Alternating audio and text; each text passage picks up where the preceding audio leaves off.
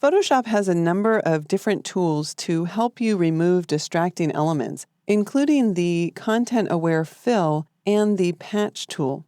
Now, most of the time, these tools work to get you about 90% of the way there, and then you might still need to do some additional cloning or healing, but at least they've taken care of the majority of work for you.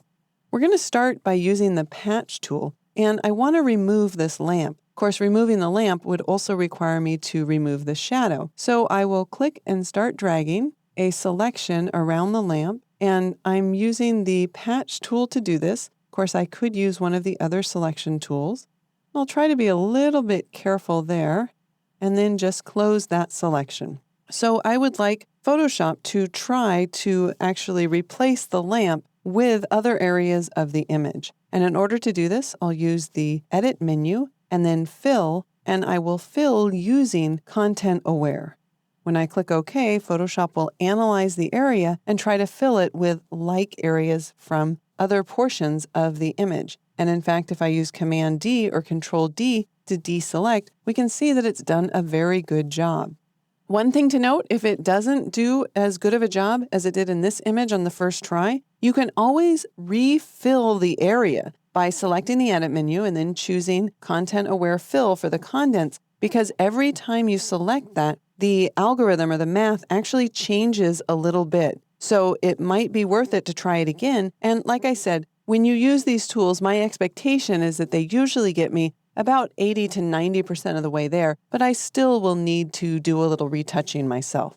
All right, let's move over to the bench image. And what I want to show you here is the difference between using the Content-Aware Fill and the Patch tool. Now, I'm going to use the Patch tool to make a selection. The selection is going to be around this bench. And by default, the Patch tool is actually set to patch in this normal mode. But I've noticed that whenever I'm trying to patch along the side of a file, something always goes a little bit odd with the colors. So when I position my cursor inside of this area that's selected and I drag up, and I'm going to hold down the Shift key so that I can strain that so it drags exactly vertical. When I let go, the Patch tool tends to reintroduce color, and in fact, it's bringing in the red from the bench. So I'm going to undo that using Command Z or Control Z on Windows, and I'm going to set the Patch tool to use that same Content-Aware technology that we just used in the Fill menu. Now, when I position my cursor inside of the marching ants, and I hold down the Shift key and I drag up to select from this stucco wall above it, when I release the cursor, we don't get that color being introduced. So I would highly recommend that when you're working, especially if you're working on the edges of your file, that you change the Patch tool to this Content-Aware mode.